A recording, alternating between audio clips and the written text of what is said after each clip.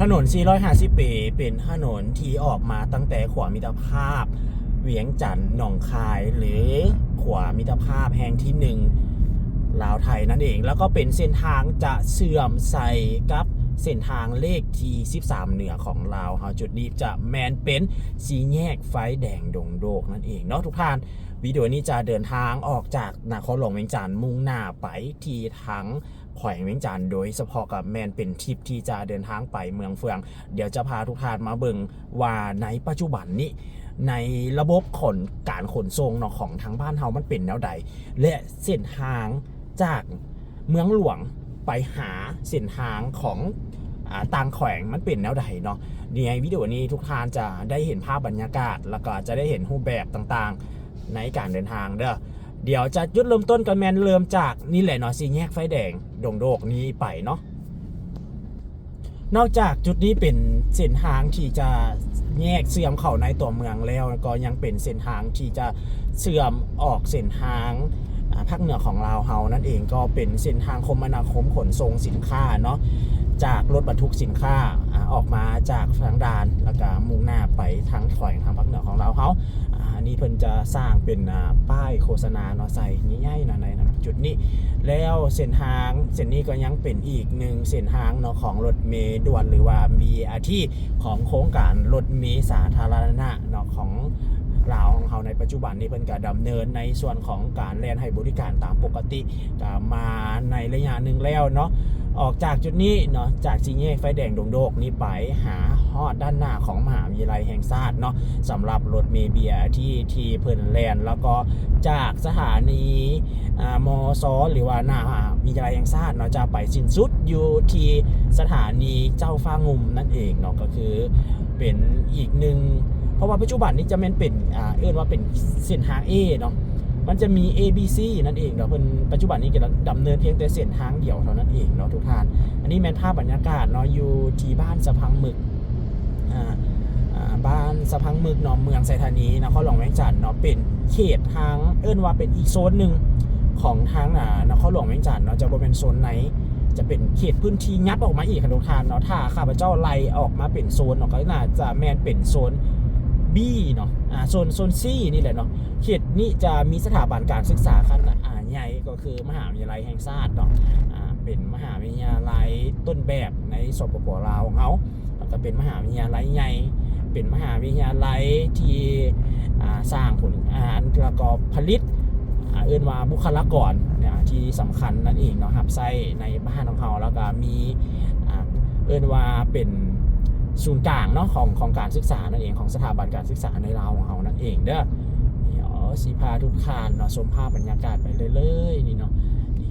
เส้นทางเส้นนี้นี่ถือได้ว่าเป็นเส้นทางที่ว่ามีการนำไส้หลายที่สุดเลยก็คือเดินทางเส้นทางเส้นนี้ต้องได้เผื่อเวลาอยู่แล้วเนาะในการเดินทางมาในเส้นทางเส้นนี้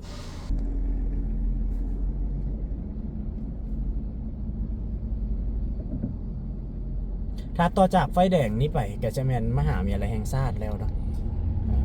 มหาวิทยาลัยแห่งชาติแล้วก็จะมีสถานีของรถเมล์ด่วนแต่ละจุดเลยค่อนข้างว่าจะจุดนี้จะมีอยู่4สถานีเลยนับตั้งแต่สี่แยกไฟแดงโดกมาเนาะไปจนหน้าฮอดมหาวิทยาลัยแห่งชาตินี่จะมีอยู่4สถานีอันนี้จะเป็นอีกหนึ่งสถานีว่าสถานีอย่างไรนี่หอพักซีเกมเนาะตลอดแล้วของรถเมล์ BRT นี้เพิ่นก็จะนำไส้เป็นคูว่าแนวคันทางเนาะคูคันทางแล้วก็น้ำเอาเป็นเสาเยื้องแสงนี่มาใส่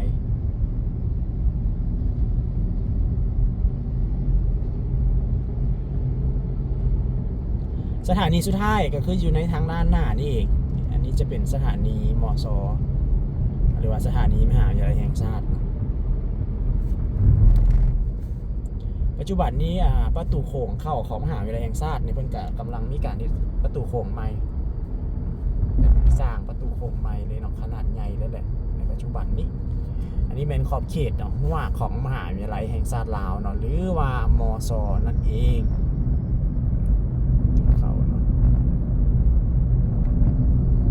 โอ้ได้น้ำเอาอันนี้มาใส่เลยได้น้องบ่ให้อันมีการจอดรถหาวเหล็กมาใส่ยาวทุกทางเนาะถ้าเบิ่งตาม Google Map ขอบเขตพื้นที่ของมหาวิทยาลัยแห่งชาตินี่ถือว่ายาวหลายกว้างขวางหลายแล้วก็จะมีแยกออกไปอีกแต่ละคณะเนาะก็อยู่โซกปะหลวงก็มี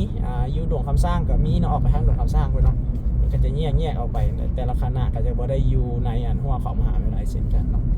แล้วก็ปัจจุบันนี้มหาวิทยาลัยของเขาก็จะมีมหาวิทยาลัยสุภานุวงศ์เนาะสวรรณเขตแล้วก็จะมีมหาวิทยาลัยดงโดกนี่เนาะมหาวิทยาลัยแห่งชาตินี่ถ้าต่อมาจะเป็นสี่แยกไฟแดงตาดมีไซจุดนี้สามไฟแดงแล้วเนาะเป็นไฟแดงที่ตัดอีกหนึ่งเส้นทางเนาะที่จะเข้าในตัวเมืองบอกว่าจะเขาลีกเส้นทางเส้นหลักก็คือถนนไกรสอนพรหมวิหารแล้วเขาอาจจะเข้ามาเส้นทางจุดนี้ออกไปห้วยโหงเนาะดอนแดงยังแปลประมาณนี้ก็ออกใส่ทวงขันขับก็ได้คือกันเนาะสำหรับจุดนี้มันจะมีจุดสี่แยกคือกันแยกไปได้เนาะ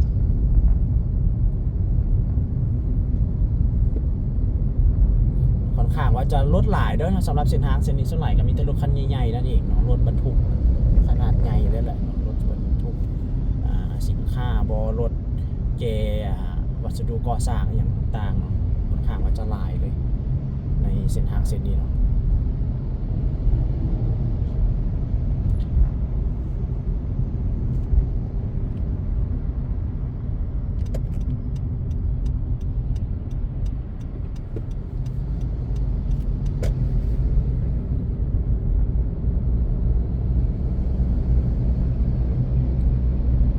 เส้นทางเส้นนี้เป็นเส้นทางที่ว่าเสื่อมเด้อทุกท่านเนาะเสื่อมใส่เส้นทางเลขที่13เหนือ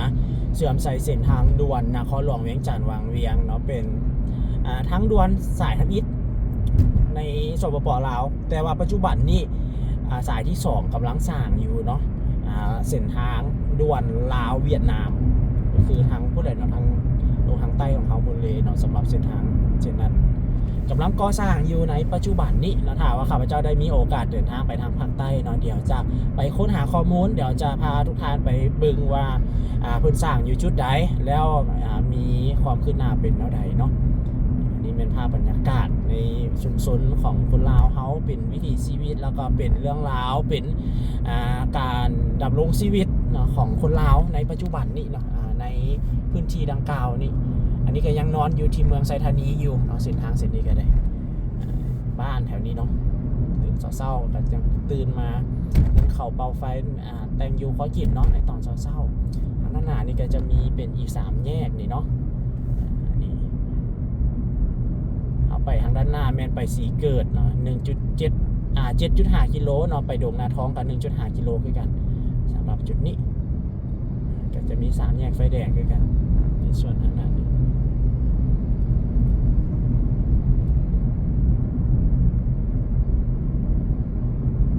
ท่านใดที่จะเดินทางเข้ามาเที่ยวในนครหลวงเวียงจันทร์หรือว่า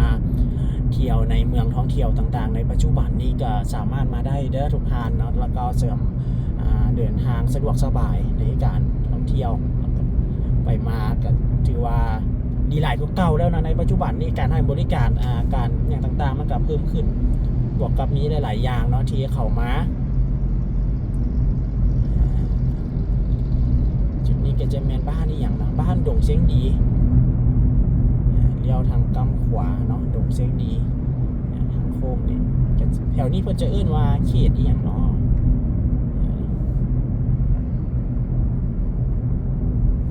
ตอนเช้าๆนี่รถบรรทุกก็ค่อนข้างว่าจะหลายแน่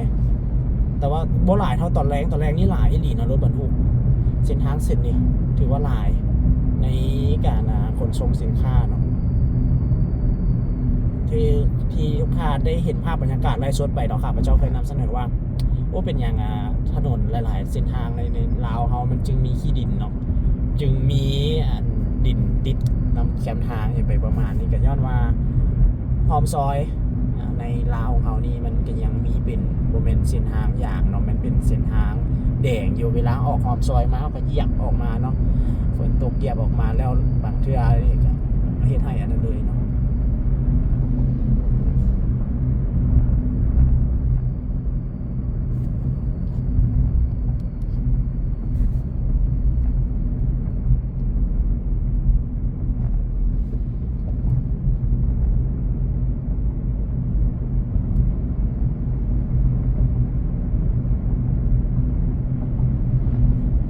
หมอแม่และเด็กเขาก็จะเลี้ยวทางกำมันซ้ายมือไปห้องหมอแม่และเด็กเพิ่งจะแยกออกเนาะห้องหมอสำหรับศูนย์กลางก็จะอยู่ในอีกพื้นที่หนึ่งเนาะห้องหมอแม่และเด็กก็จะอยู่นอกอีกพื้นที่หนึ่งต่างหากอีก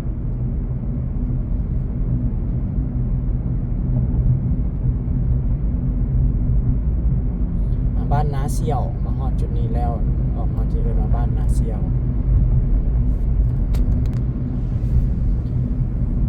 ทางด้านหน้าพูดเนาะก็จะเห็นมีประตูโค้งเข้าทางด่วนในจุดนี้ก็ใช้เวลาบ่ด่วนเนาะออกมาจากหันสิประมาณจากนาทีนี่13 นาที14 นาทีเนาะทุกท่านก็ออกมาฮอดด้านหน้าเข้าทางด่วนแล้วเนาะสำหรับข่าวว่าเขาสิเข้าทางด่วนแถวนี้ฮะแล้วแม่นตามที่สังเกตเห็นแล้วแม่นเป็นห้างค้าขายเกี่ยวกับอุตสาหกรรมเนาะประเภทอันนั้นหลายได้เอื้นว่าเครื่องกลจักรค่อนข้างว่าจะหลายเลยแถวนี้ขนาดใหญ่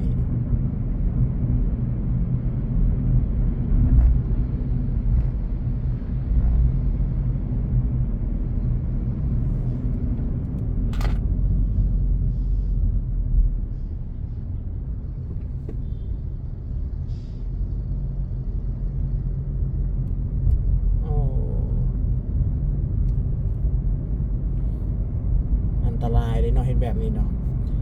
รถนำก้นกันมาดีๆแล้วว่าสิเลี้ยวเราเลี้ยวบาทเดียวเลยโบอันนั้นเลยเนาะ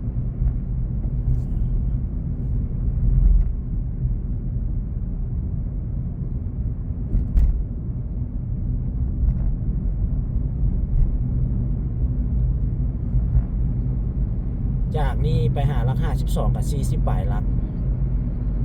ก็ถือว่าโบไก่เนาะทุกท่านโบไก่เลยอ๋อเสียงแหบแล้ว บ้านทางด้านหน้าจะไม่เป็นบ้านไซมุงคุ้นเนาะทางด้านหน้าเขาทางด่วนอันนี้ก็จะเป็นบรรยากาศในการของการเดินทางแต่สิ่งที่เราจะได้เห็นก็มีหลายๆอย่างเนาะที่เข้ามาในปัจจุบันนี้ข้าพเจ้ายืนยันว่าอีกเสียงหนึ่งเลยเนาะว่าปัจจุบันนี้ในสปป.ลาวเราโดยเฉพาะก็คือเมืองหลวงก็คือนครหลวงแม่จันทน์ของเรานี่ถือได้ว่ามีหลายๆอย่างเนาะที่ได้มีการปรับเปลี่ยนมีหลายๆอย่างเนาะที่ได้เข้ามามีหลายๆอย่างเนาะที่ได้เห็นให้เราได้เห็นกับสิ่งที่มันมีอยู่กับสิ่งที่มันเกิดขึ้นนั่นเองด้านจุดนี้สังเกตเนาะตามสายทางสังเกตเบิ่งเราจะเห็นว่ามีขายรถขนาดใหญ่เนาะขนจากพวกวัสดุก่อสร้างอย่างต่างๆไป